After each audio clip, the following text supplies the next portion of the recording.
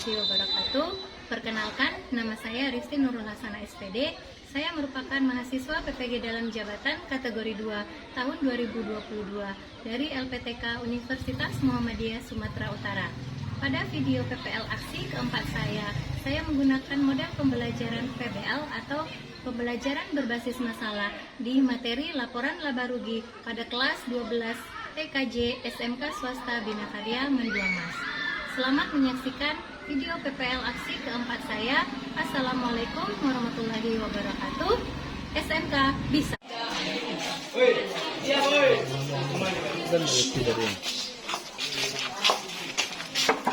Selamat pagi.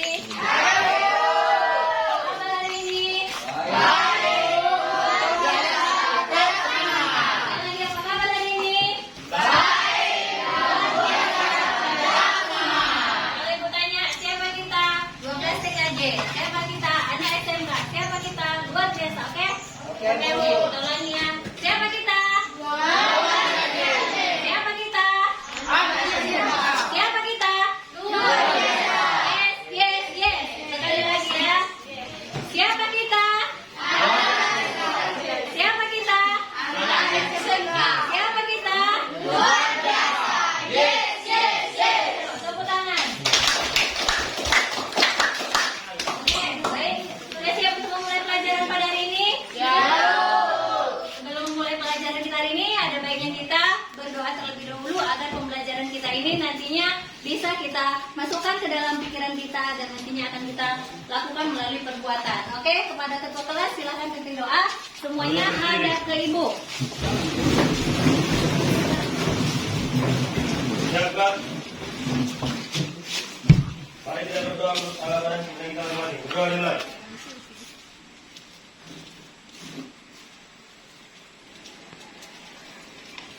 Doa selesai. Supaya ibu kita semangat gerak, tegak gerak. Silakan duduk. Sebelum memulai kelas, dulu disampaikan ada sampah. Sudah bersih semua? Ya, Bu. Oke, Bu absen dulu ya. Bu.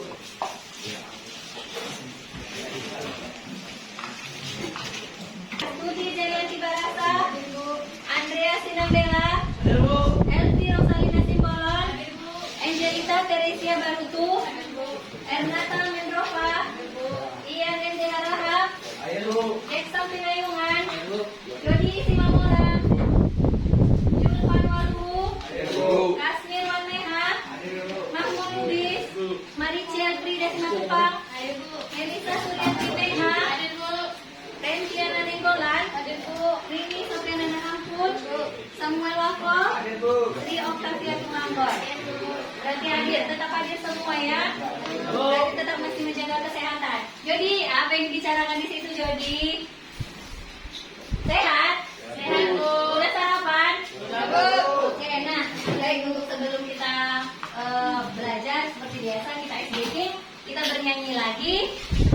Seperti biasa kita bernyanyi, tapi ini lagu wajib nasional biar tambah cinta dengan tanah air. Cinta nggak sama Indonesia? Cinta. Bangga nggak punya tanah air dengan Indonesia? Bangga apa tidak? Bangga. Sebagai wujud rasa bangga, apa yang sudah kalian lakukan? Menjadi siswa yang baik, begitu ya. Apalagi di kelas 12. Berapa bulan lagi kalian sekolah? 5 bulan lagi. Kira-kira dalam 5 bulan itu bisa nggak menjadi yang lebih baik? Bisa. Berani berjanji bahwa kalian harus jadi yang lebih baik mulai dari hari ini. Janji belajar pun belajar lebih keras ya. Jangan cita-cita kalian.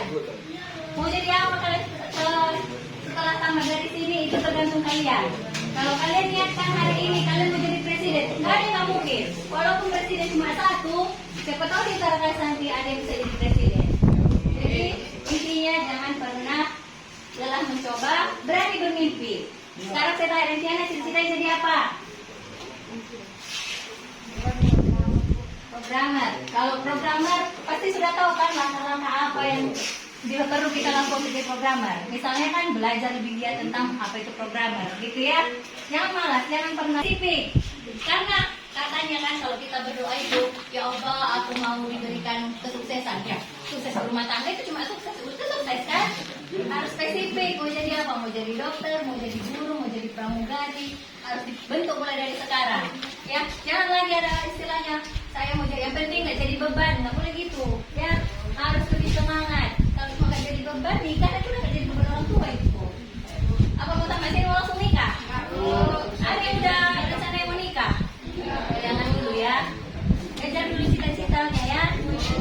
Oke, kita coba dulu untuk ber-SDG. Berdiri semua, menghadap ke monitor.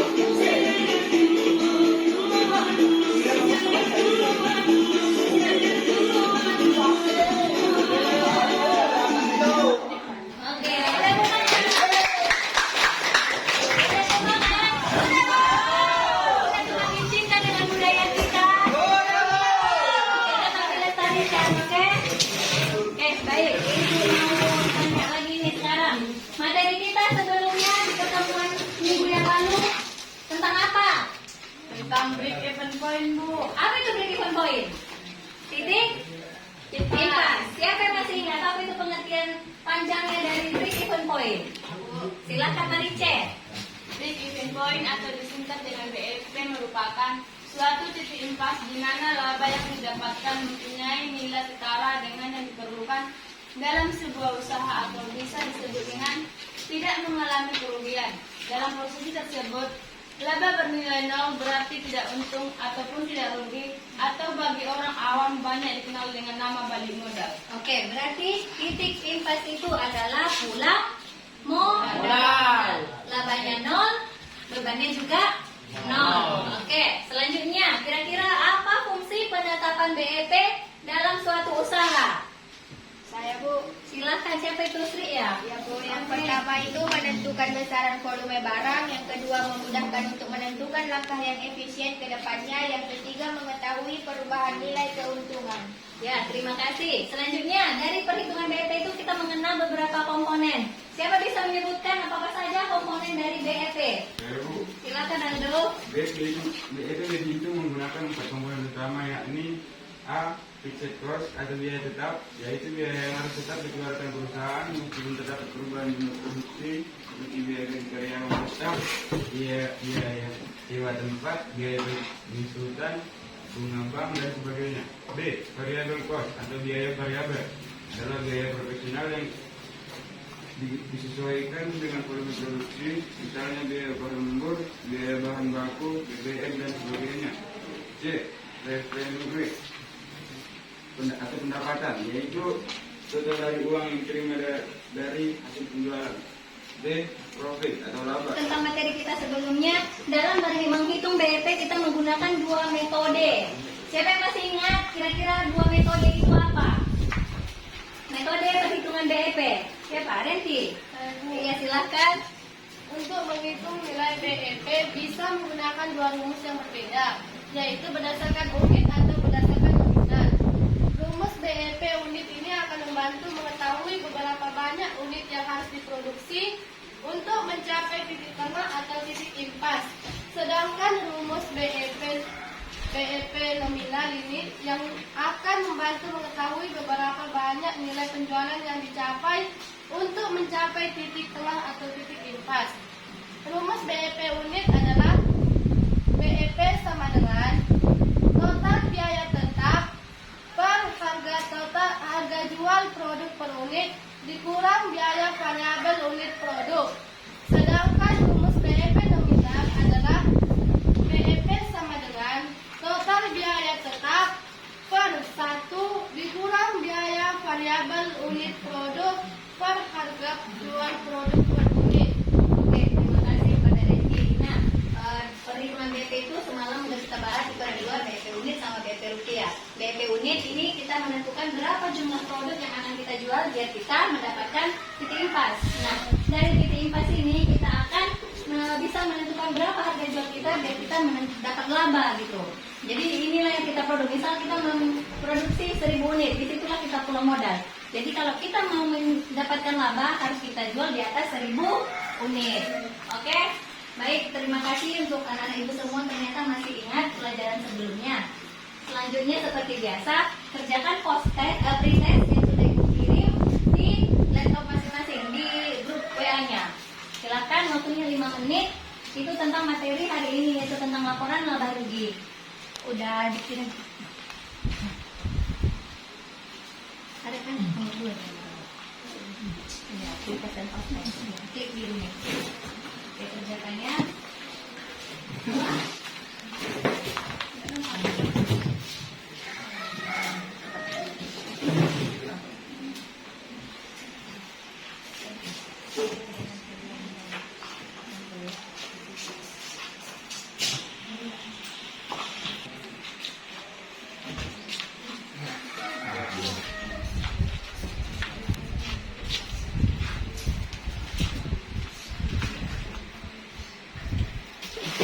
Kerjakan pretestnya tentang materi hari ini, yaitu tentang laporan laba rugi.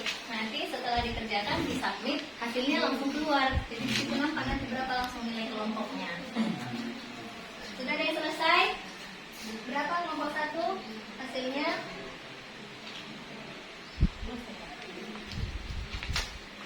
75, lumayan. Lumayan, berarti materi yang ibu bagi sudah dibaca gitu ya, kan ibu sudah ada bagi ya, sudah ada bagi link modul, link materi, link video, sudah dibaca berarti ya. Kelompok 3 berapa hasilnya? Kelompok 4 sudah? Belum. Kelompok 75 juga. Wah, luar biasa. Sudah tuntas berarti tanpa harus dijelaskan.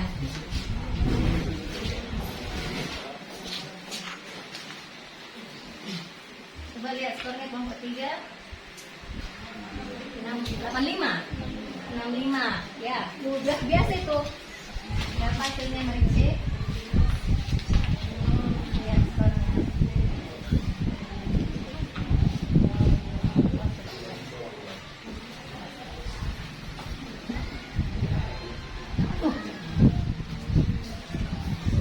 Oke, berarti anak-anak ibu ternyata sudah membaca materi yang sudah ibu bagikan. Hasilnya beragam, ada yang 65 dan ada yang 75. Apa? Hari ini kita akan berdiskusi tentang laporan laba rugi ini. Semoga nanti setelah akhir pembelajaran kita juga akan melakukan post test. Semoga nilainya lebih baik daripada yang kita kerjakan di pre-test ini ya. Oke, ibu akan mencoba menyampaikan materi kita pada hari ini.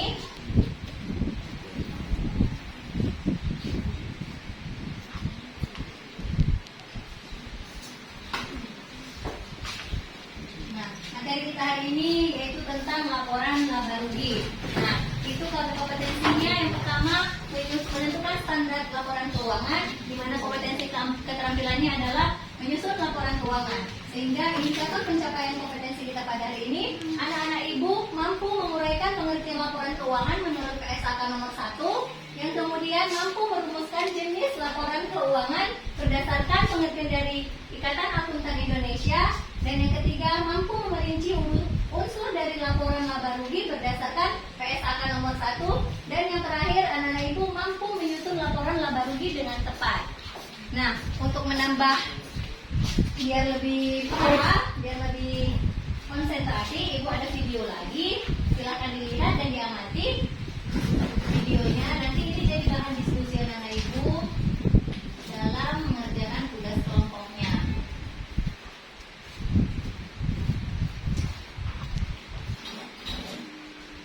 1 juta, sehingga jumlah beban operasional 4 juta. Pendapatan operasional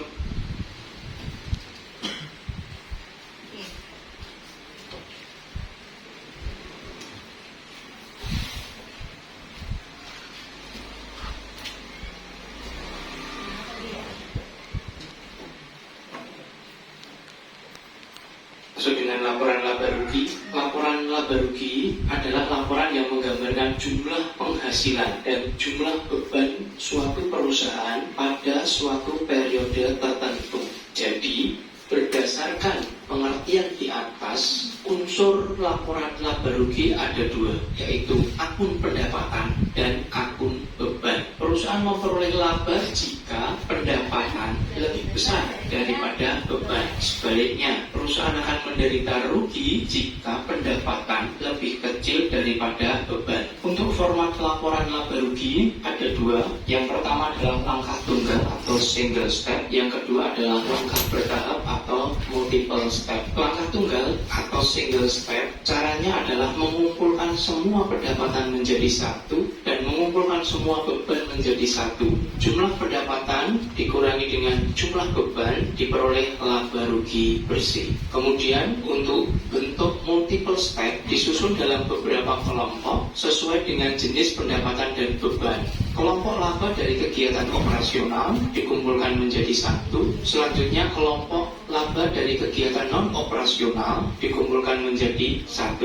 Jumlah antara kegiatan operasional dan non-operasional inilah yang disebut dengan laba rugi bersih. Kegiatan operasional adalah kegiatan yang berhubungan dengan usaha pokok perusahaan. Sedangkan non-operasional yaitu kegiatan yang di luar usaha pokok perusahaan. Itu disesuaikan nilai bengkel Agus untuk periode yang berakhir 31 Desember 2019. Kita mencari sehingga jumlah operasional sebesar 3 juta. Laba bersih diperoleh 9 juta. Oke, sekarang tugas kelompoknya. Yang pertama, diskusikan dengan kelompoknya itu tentang apa pengertian laporan keuangan menurut PSAK nomor 1. Dan yang kedua, merumuskan jenis laporan keuangan menurut Ikatan Akuntan Indonesia. Dan yang ketiga, ketiga, merincikan komponen laporan laba rugi menurut PSAK. Nah, berdasarkan pengertian itu, susun laporan laba rugi dengan multiple step dan single step yang sudah datanya ada di LKPD. Oke, sampai di sini yang ditanyakan tentang soalnya. Udah ada di LKPD soalnya kan? Videonya udah ibu kirim linknya, materinya juga sudah ibu kirim linknya, medianya juga. Sekarang coba diskusikan dengan kelompoknya, baca materi yang sudah ibu bagi. Waktunya 20 menit dimulai dari sekarang, silakan berdiskusi.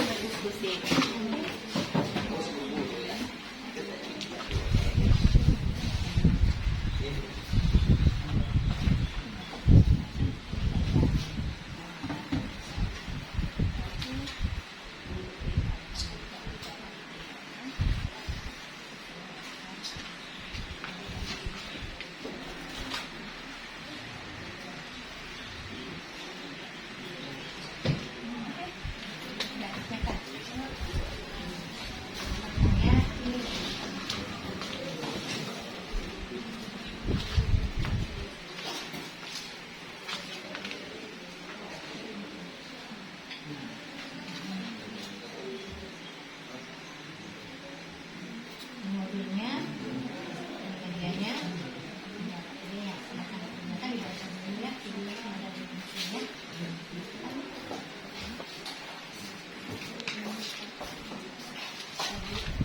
Bisa.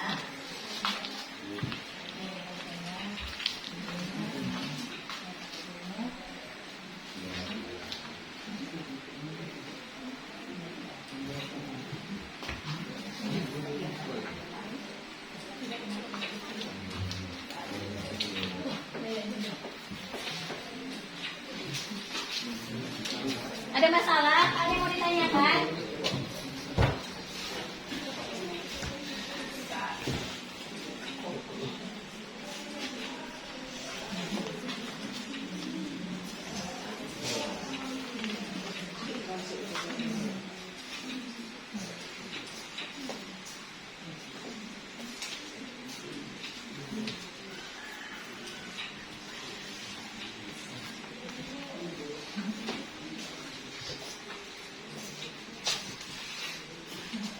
Sudah, waktu 20 menitnya selesai.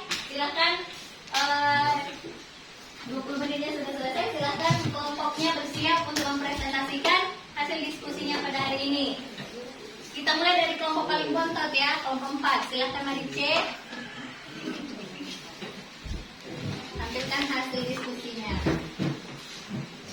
Baik, kami akan presentasikan hasil kelompok kami. Pengertian laporan keuangan menurut PSAK nomor 1. Menurut PSAK nomor 1 ialah laporan keuangan merupakan penyajian terstruktur dari posisi keuangan dan kinerja keuangan suatu entitas. 2. Tujuan laporan keuangan menurut PSAK nomor 1. Tujuan laporan keuangan ialah memberikan suatu informasi mengenai posisi keuangan, kinerja keuangan, dan juga arus kas suatu entitas yang bermanfaat bagi sebagian besar kalangan pengguna laporan dalam pembuatan keputusan ekonomi. Jenis-jenis laporan keuangan menurut Ikatan Akuntan Indonesia, yaitu 1. Laporan keuangan neraca. Laporan neraca ialah suatu laporan yang menunjukkan keadaan keuangan pada tanggal tertentu dalam suatu perusahaan. 2. Laporan rugi laba. Laporan laba rugi ialah suatu laporan yang menunjukkan hasil dari usaha beserta biaya-biaya yang dapat ditimbulkan selama periode akuntansi. 3. Laporan perubahan modal. Laporan perubahan ekuitas atau modal merupakan suatu laporan yang menunjukkan ringkasan perubahan modal dan penyebabnya, yakni jumlah pada awal periode menjadi jumlah modal pada akhir periode. Oke, tepuk tangan untuk kelompok 4.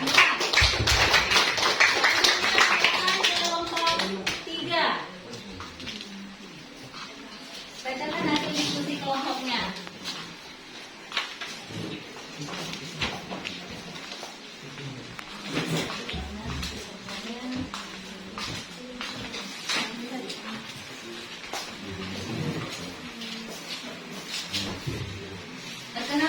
dirinya, walaupun nama-namanya sudah kenal. Perkenalkan, nama saya Rizana Denggolan dari kelompok 3. Saya akan mempresentasikan hasil kelompok kami. Berdasarkan data transaksi di atas, laporan laba rugi perusahaan PT Abimana Servis di atas dengan menggunakan bentuk laporan laba rugi single step. PT Abimana Servis laporan laba rugi per 31 Desember 2018. Pendapatan usaha, pendapatan jasa berjumlah Rp 50 juta. Pendapatan bunga Rp 500.000 rupiah. Baca lagi RP di depannya, langsung Rp500.000, Rp50 juta. Total semua adalah Rp50.500.000.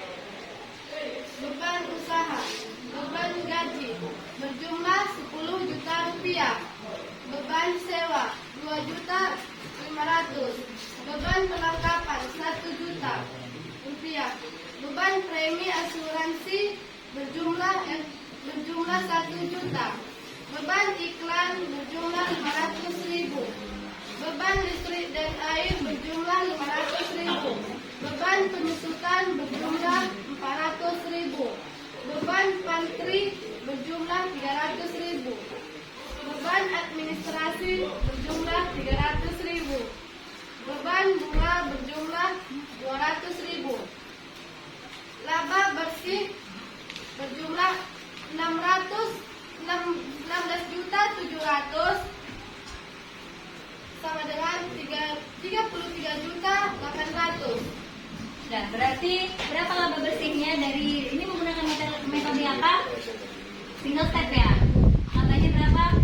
Rp33.800.000. Oke, terima kasih kelompok 3.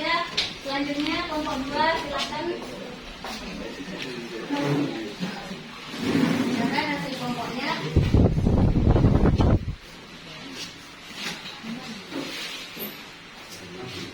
Perkenalkan dirinya. Kenalkan, nama saya Alif Kori. Saya akan mempresentasikan hasil diskusi kelompok kami. Pengertian laporan keuangan menurut PSAK K nomor 1. Menurut PSAK nomor 1 ya laporan keuangan keuangan dan kinerja keuangan suatu entitas. 2. Tujuan laporan keuangan menurut PSAK nomor 1.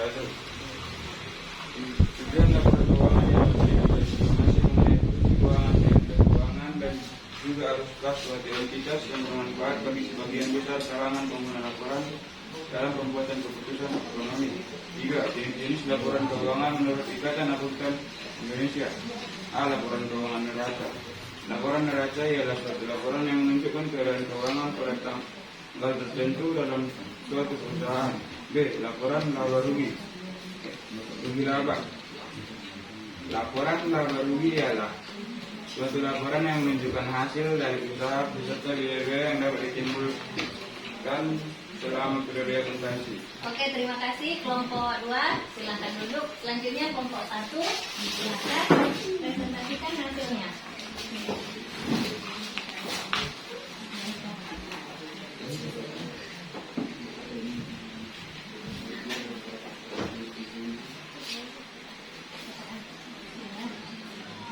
Silakan.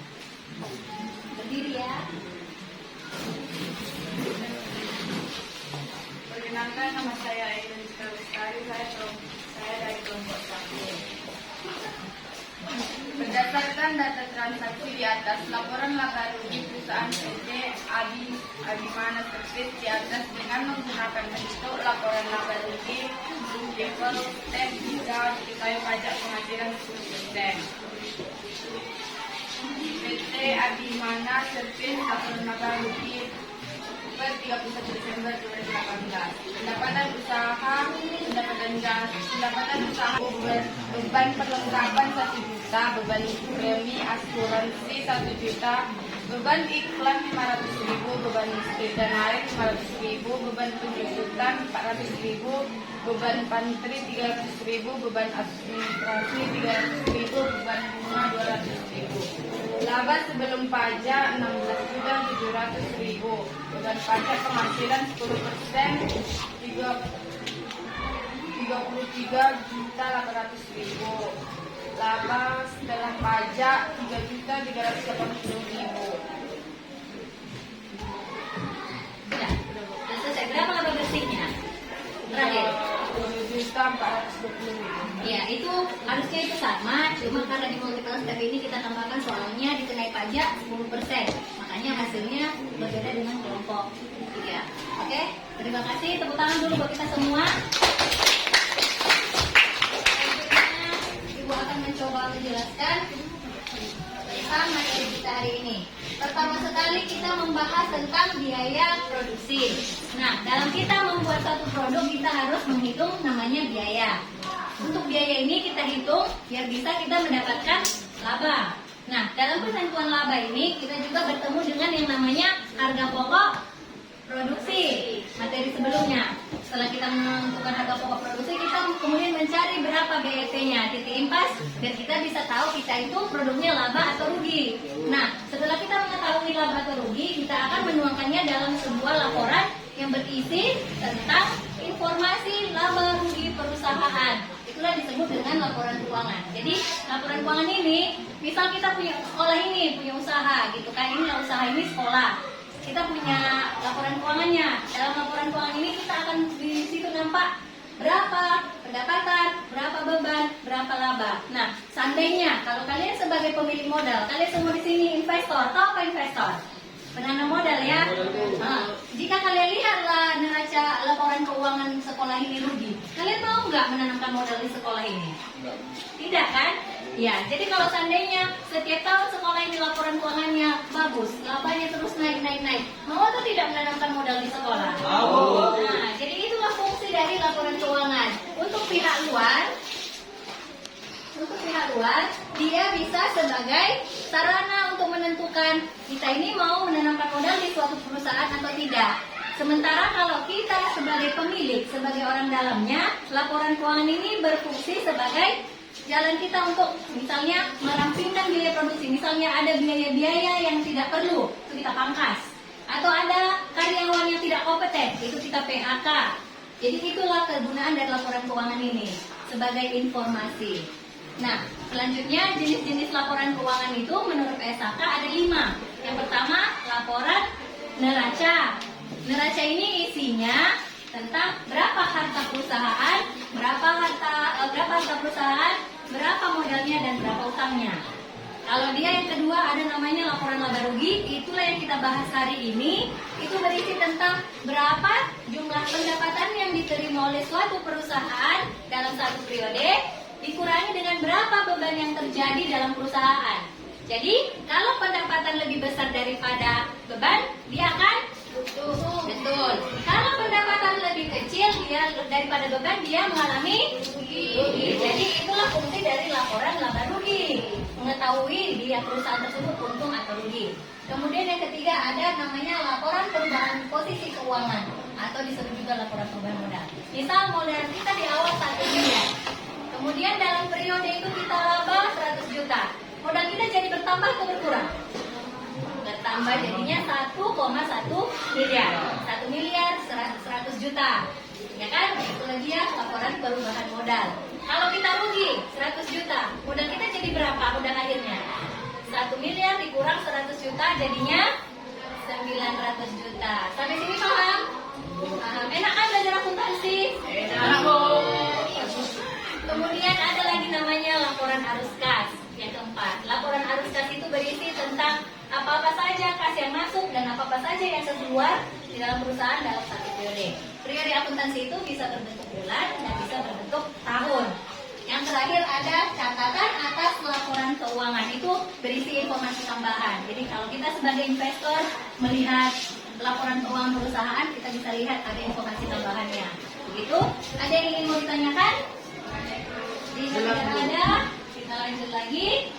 Nah, komponen laba rugi menurut PSAK yang pertama ada pendapatan. Seperti yang sudah kita kerjakan tadi kan di atas di laporannya, apa yang pertama? Pendapatan kan? Kemudian ada beban. Pendapatan dikurangi beban, hasilnya nanti jadi laba ataupun rugi. Oke?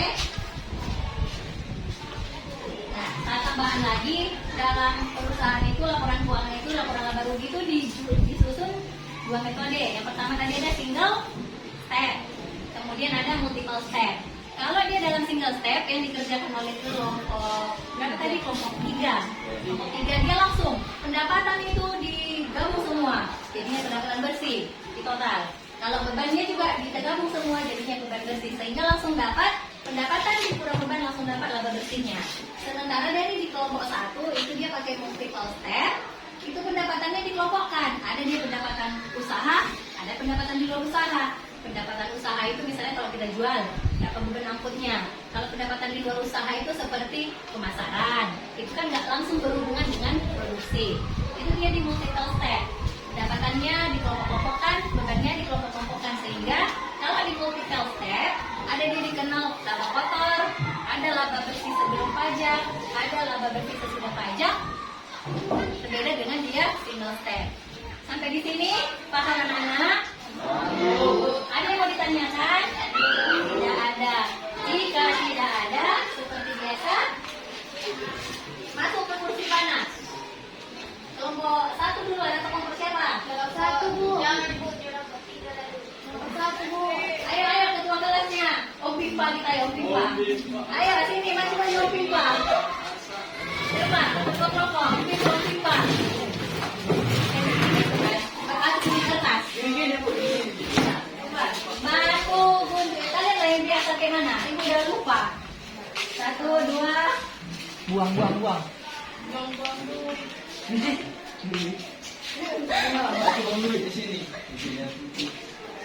Lalu tahu. Silahkan. Masuk ke kursi panas ya.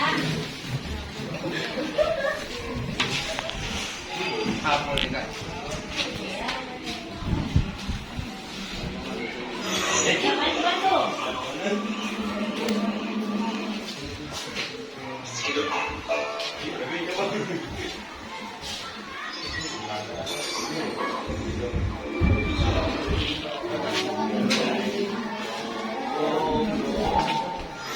Ini laporan keuangan kecuali laporan apa? Harga jual. Ya, lari. Ya,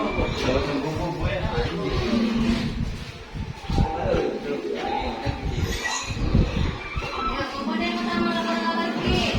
Ada Pak? Lari. Mana?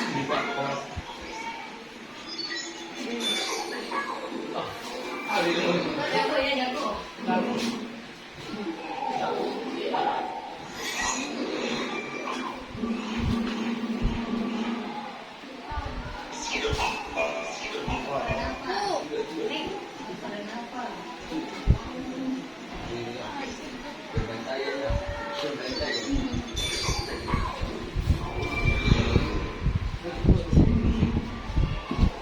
Yang berarti dari kuasai ya, nomor 3. Ya berapa laba dan rugi?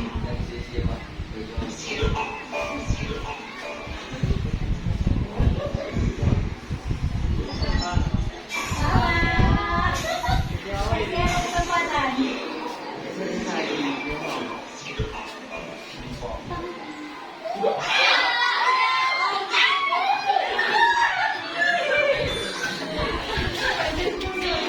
Oke, tepuk tangan untuk kelompok 2.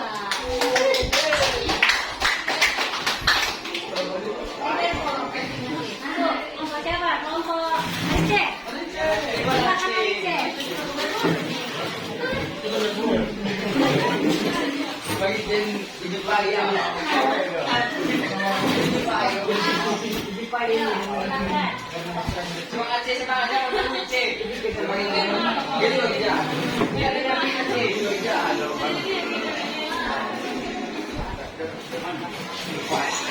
Ayo semangat balik C. Balas kekalahan minggu lalu. Siap.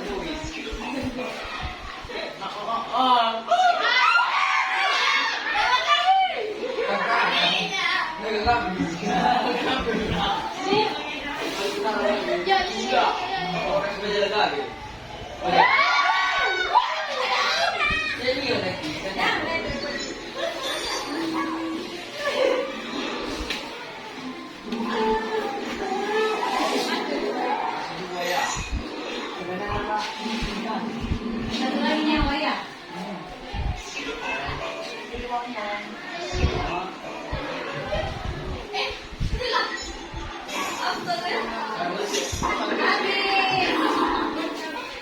Oh, masih ada satu lagi.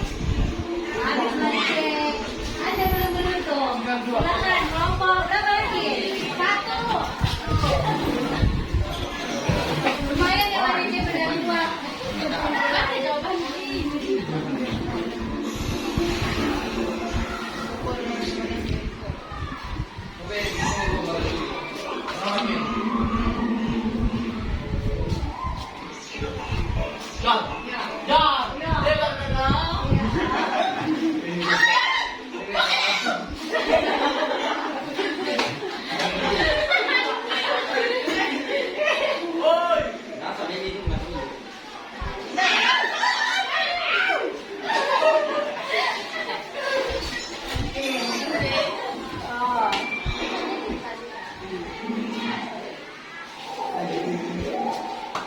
Ayo, Jody dulu nanti Jody. Mau Jody.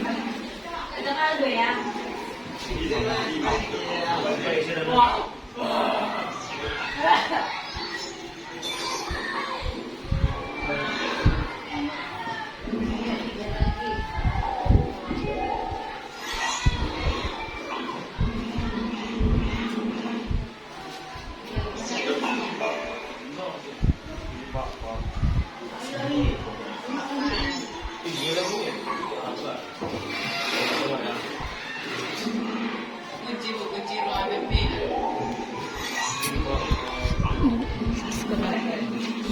Di balik situ, balik.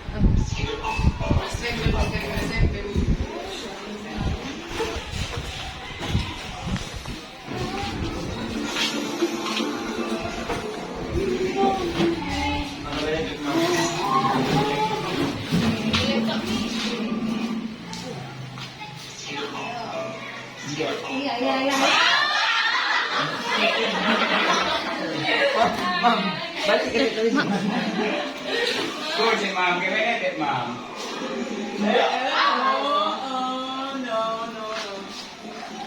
Oh no.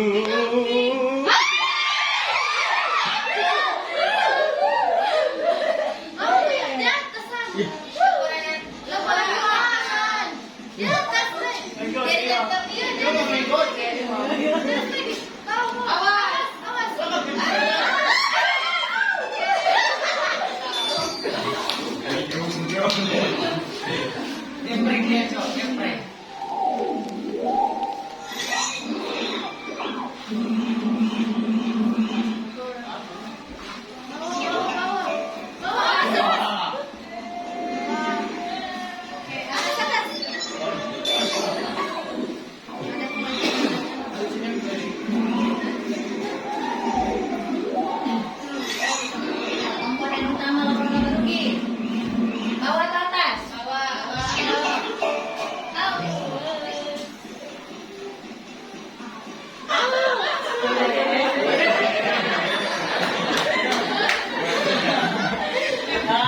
Ada plot twistnya ya.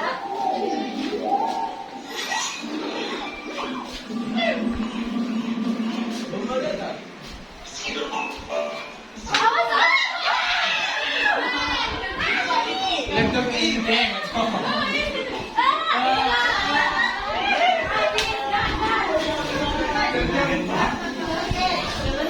Terima kasih. Berarti masih memimpin kelompok satu ya. Kok gue jaga FPV?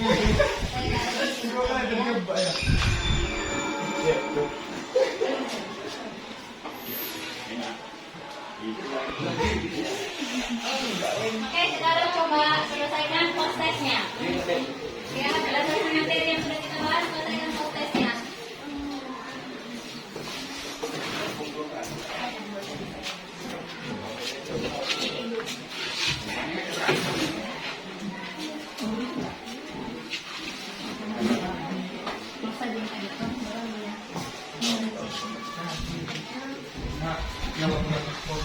Kalau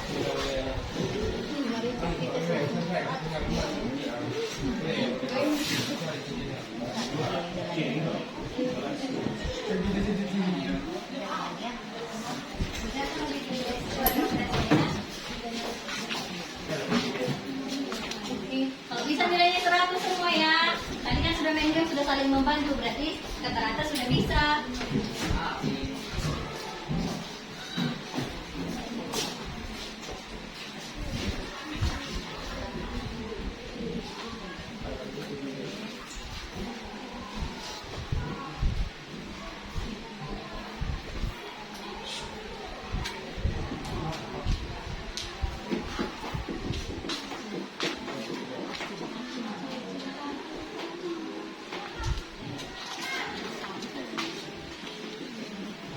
Sudah? Berapa nilainya dong? Betul. Benar, 100. Luar biasa ya. Kelompok 1 sudah? 100 juga. Pintar ya. Ayo kelompok Malaysia. Wah, luar biasa. Tinggal kelompok 3.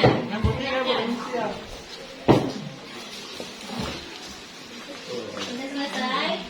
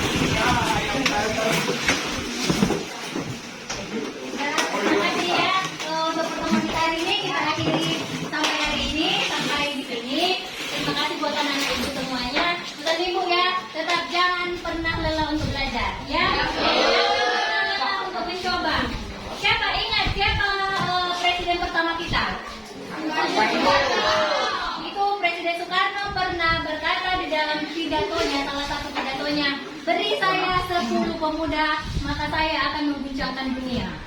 Hanya 10 pemuda, tapi dia bisa menjamin bahwasanya dia bisa mengguncang dunia. Artinya apa?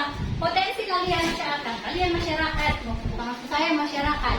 Kalian anak-anak muda ini, generasi bangsa, hanya 10 orang saja jika memang benar, jika memang terarah, maka kalian bisa mengubah dunia ini. Itu dari India. Tahu Google? Tahu. CEO-nya itu dari India. Oke? Dia itu dari masyarakat. Oh, golongan yang kurang mampu. Kastanya kasta paling rendah. Bahkan ayahnya untuk memuliakan dia sampai menjual semua yang dia punya. Tapi sekarang dia sudah menikmati. Anaknya sudah jadi CEO paling besar di dunia. CEO Google. Oke? Jadi nggak ada yang nggak mungkin selagi kita mau mencoba. Tidak ada orang yang malah, bodoh. Yang ada orang yang kalau kita jatuh, kita bangkit. Kalau kita salah, kita coba lagi. Oke? Intinya jangan pernah menyerah. Walaupun kita pertemuan kita hanya beberapa kali, hanya singkat gitu ya. Ingatlah pesan saya. Kalau kalian punya cita-cita, jika kalian yakin, jika kalian mampu, kalian pasti bisa. Ya, ingat apa yang saya bilang. Kalau kalian yakin dalam diri, saya pasti bisa, pasti kalian bisa. Oke? Jangan pernah ragu. Misalnya, berapa banyak tantangan, berapa banyak masalah, anggap saja Tuhan saya lebih besar. Oke? Oke. Sekian sampai akhir sini pertemuan kita hari ini. Jangan pernah lelah belajar, yang terutama lagi jangan pernah melawan orang tuanya ya. Oh, itu yang paling makbul. Oke? Oke, silakan ketua kelas. Untuk pertemuan hari ini kembali menghadap diri semua ya. Udah, berdiri.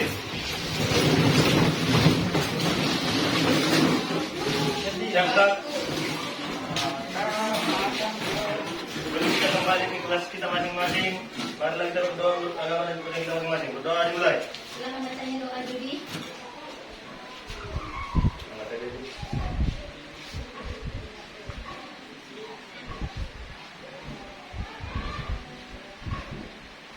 Berdoa selesai. Kepada ibu guru kita, hormat berat, tegas berat. Oke. Siapa kita?